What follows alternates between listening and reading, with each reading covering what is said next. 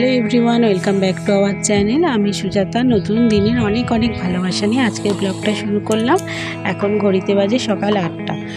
আজকে সকালের ওয়েদারটা খুব সুন্দর, বৃষ্টি ভেজা ভেজা ওয়েদার। সেই ওয়েদারে একটা সুন্দর চা না হলে হয়?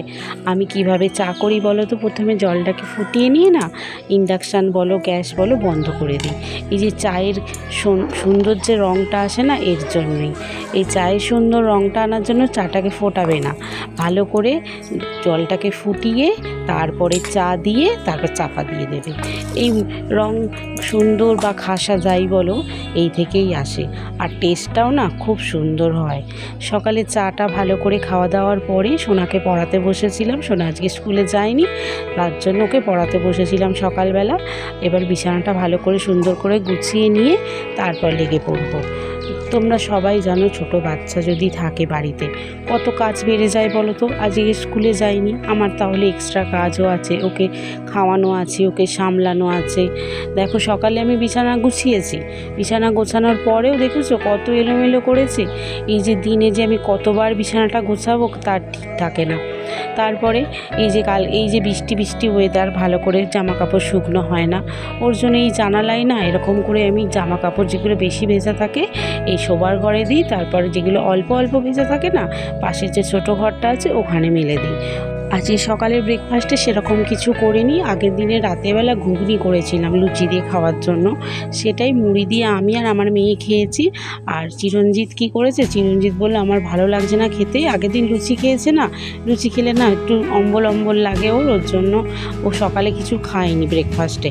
বললো আমি একটু বাইরে যাই, বাইরে গিয়ে দেখি কিছু বাজার টাজার পাই। ও গেছে বাজারে, আর আমি এদিকে আগের দিনে সব জামা কাপড়গুলো শুকিয়ে গেছিলো, ওগুলোই ভালো করে ভাঁজ করে রেখে দেব। সকালবেলা তুমি যদি এলোমেলো কাজগুলো করে নাও না, বিকেলবেলাটা তুমি নিশ্চিন্তে তোমার মতো তুমি মেয়েকে পড়াতে পারবে বা বাচ্চাদের পড়াতে পারবে, নিজের মতো তুমি ভিডিও এডিট করতে পারবে, কিংবা কোনো কাজ থাকলে জামা সেলাই যাই হোক, গৃহিণীদের যেগুলো যে সমস্ত টুকটাক কাজ থাকে এগুলো তুমি করে নিতে পারবে, ফাঁকা টাইম পাবে। আর রান্না তো দুপুরেই আমি একবারে কমপ্লিট করে রাখি। রাতের রান্নাটাও মোটামুটি আমি দুপুরের রান্না পরে আমি রাতের রান্নাটা তোমাদের কোনোদিনও শেয়ার করি না। দুপুরের রান্নার পরে যে আমি রান্না করে রাখি, যদি তোমরা চাও যে রাতে আমি কি রান্না করি তাহলে আমি তোমাদের সাথে শেয়ার করতে পারি। তা কমেন্টের মধ্যে লিখে দেবে, আমি তাহলে তোমাদের শেয়ার করব। এই জামাটা না ম্যাক্স থেকে নিয়েছিলাম। আমার সোনা নিজে প্রথম না পছন্দ করা এই জামাটা। ও যখন পছন্দ করতে শিখেছে না, এখন তো একটু বড় হয়েছে, ওর 4 বছর বয়স, আর তখন ওর 3.5 বছর বয়স। ওর বাবার জামা পছন্দ করা দেখে ও পছন্দ করেছিল। তাই কথা বলতে বলতে সব জামাগুলো গোছানো হয়ে গেছে।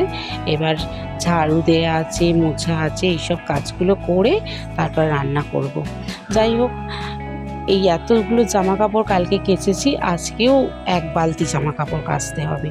কারণ গৃহিণীদের না চুপচাপ বসে থাকলে হয় না। যতই তোমরা যদি অলসতাকে প্রাধান্য দাও না, তোমার ঘর তো আর জীবনেও পরিষ্কার থাকবে না। আর চিরঞ্জিত নিয়ে এসছে কচুরলতি। আমি বলেছিলাম যে অল্প নিয়ে আসবে, 1 বেলার মতো। ও নিয়ে এসেছে, এটা আমাদের 2 বেলাই হয়ে যাবে। বলি না 2.5 জন মানুষ আর কত আর খাবো। আমি ছুলতে বসেছিলাম, আমার ক্যামেরাটা কে করে দিয়েছে বলো তো? আমার মেয়ে, যেহেতু বাড়ি আছে, ও বললো মাম্মাম দাও আমি তোমাকে ক্যামেরা ধরে দিচ্ছি। ওর জন্য বলে দিচ্ছিলাম শোনা এরকম করে ধরো, এরকম করে ধরো। আরে আমার মেয়েটাও না ও কাজ করতে যায় জানো তো, এখন থেকেই বলে যে আমি এইটা করে দেবো, ওটা করে, জানি না বয়সের সাথে সাথে কী করবে। আমি তো বলি তুমি পড়াশোনা করো, পড়তে বসাবো সকালবেলা। কত রাজ্যের কথা, এই করেছে, ও ওই করেছে, আমি এই বলেছি, এই সব বলতে থাকে।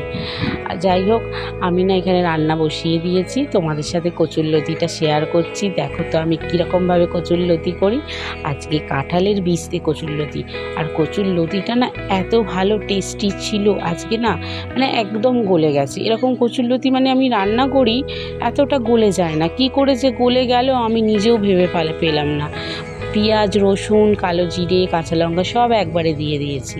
দিয়ে কচুরলতিটা কি ভালো দেখেছো, কচুরলতিটা একদম সাদা ধপধপ করছে, কিন্তু এটা চাষের লতি না, এটা এমনি লতি, ভালো লতি। আমি আমার বরকে বলেছিলাম যে দেশি লতি নিয়ে আসবে।